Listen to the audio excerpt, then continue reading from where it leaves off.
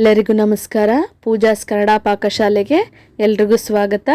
ಬನ್ನಿ ನಾವಿವತ್ತು ತುಂಬಾ ಯೂನಿಕ್ ಆಗಿರುವಂಥ ಇನ್ಸ್ಟೆಂಟ್ ಪಡ್ಡುನ ಯಾವ ರೀತಿಯಾಗಿ ಮಾಡ್ಕೊಳ್ಳೋದು ಅಂತ ಹೇಳಿ ನೋಡ್ಕೊಳ್ಳೋಣ. ಇದು ನಾನು ಮಾಡಿರೋದು ಜೋಳದ ಹಿಟ್ಟಿನ ಪಡ್ಡು.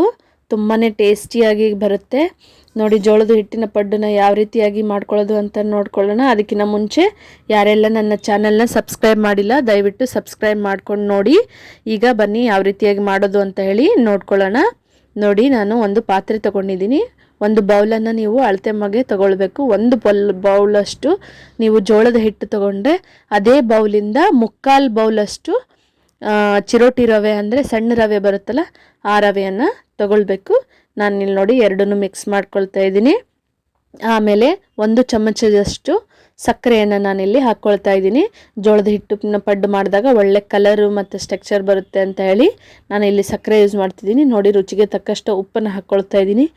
ನೋಡಿ, ಇವೆಲ್ಲವನ್ನು ಕೈಯಿಂದ ನೀಟಾಗಿ ಅಥವಾ ಚಮಚದಿಂದ ನೀಟಾಗಿ ಮಿಕ್ಸ್ ಮಾಡಿಕೊಂಡು ಎಲ್ಲ ಕೈಯೋ ಹಾಗೆ ಎಲ್ಲ ಮಿಕ್ಸ್ ಮಾಡಿಕೊಂಡು ನೀವು ಇಟ್ಕೊಳ್ಬೇಕು. ಇದು ತುಂಬಾ ಟೇಸ್ಟಿಯಾಗಿ ಕೂಡ ಬರುತ್ತೆ. ನಿಮಗೆ ಯಾವ ಅಕ್ಕಿ ಪಡ್ಡು ಎಲ್ಲ ತಿಂದು ಬೇಜಾರಾಗಿದ್ದರೆ ಈ ಪಡ್ಡನ್ನ ಒಂದ್ಸತಿ ಮಾಡಿಕೊಂಡು ನೋಡಿ. ಈಗ ನೋಡಿ, ಸ್ವಲ್ಪನೇ ನೀರು ಹಾಕ್ಕೊಳ್ತಾ ಒಳ್ಳೆ ಕನ್ಸಿಸ್ಟೆನ್ಸಿ, ನಾವು ಯಾವ ರೀತಿಯಾಗಿ ಕನ್ಸಿಸ್ಟೆನ್ಸಿ ಬರಬೇಕು ಅಂತ ಹೇಳಿ ತೋರಿಸ್ತೀನಿ. ಆ ರೀತಿಯಾಗಿ ನೀವು ಮಾಡ್ಕೊಳ್ಳಿ.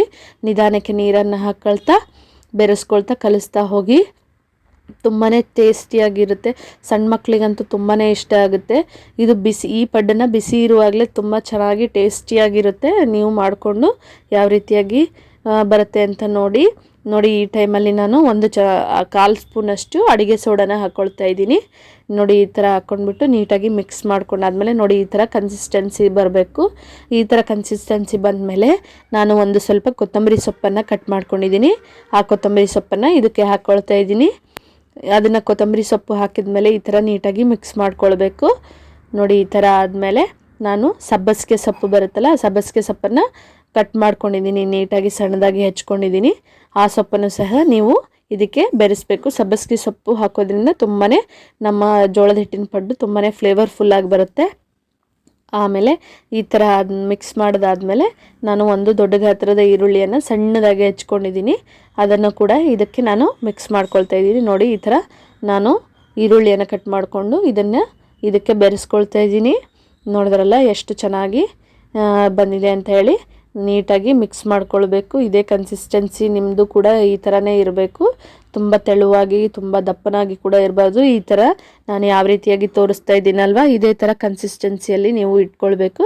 ಇದನ್ನು ಒಂದು 10ರಿಂದ 15 ನಿಮಿಷ ಪ್ಲೇಟ್ ಮುಚ್ಚಿ ಇಟ್ಕೋಬೇಕು.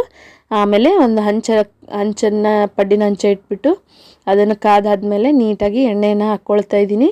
ನೋಡಿ, ನಾನು ಯಾವ ರೀತಿಯಾಗಿ ತೋರಿಸ್ತಾ ಇದ್ದೀನಲ್ಲ ನೀವು ಅದೇ ಥರ ಮಾಡಿಕೊಂಡ್ರೆ ತುಂಬ ರುಚಿಕರವಾದ ಆರೋಗ್ಯಕರವಾದ ಜೋಳದ ಹಿಟ್ಟಿನ ಪಡ್ಡು ಬರುತ್ತೆ. ಕೆಲವೊಬ್ಬರು ಶುಗರ್ ಪೇಷಂಟ್ಸ್ ಇರ್ತಾರೆ, ಅವರು ಯಾವಾಗಲೂ ಅಕ್ಕಿ ಪಡ್ಡನ್ನು ತಿನ್ನೋಕ್ಕಾಗಲ್ಲ. ಹಾಗಾಗಿ ಅವ್ರಿಗೂ ಕೂಡ ತುಂಬಾ ಟೇಸ್ಟಿಯಾಗಿರುತ್ತೆ. ಈ ಥರ ನಮ್ಮ ಹಂಚು ಬಿಸಿ ಆದಮೇಲೆ ನಾನು ಮಾಡಿರತಕ್ಕಂಥ ಜೋಳದ ಹಿಟ್ಟಿನ ಪಡ್ಡಿನ ಮಿಕ್ಸ್ಚರನ್ನು ಹಾಕ್ಕೊಳ್ತಾ ಇದ್ದೀನಿ.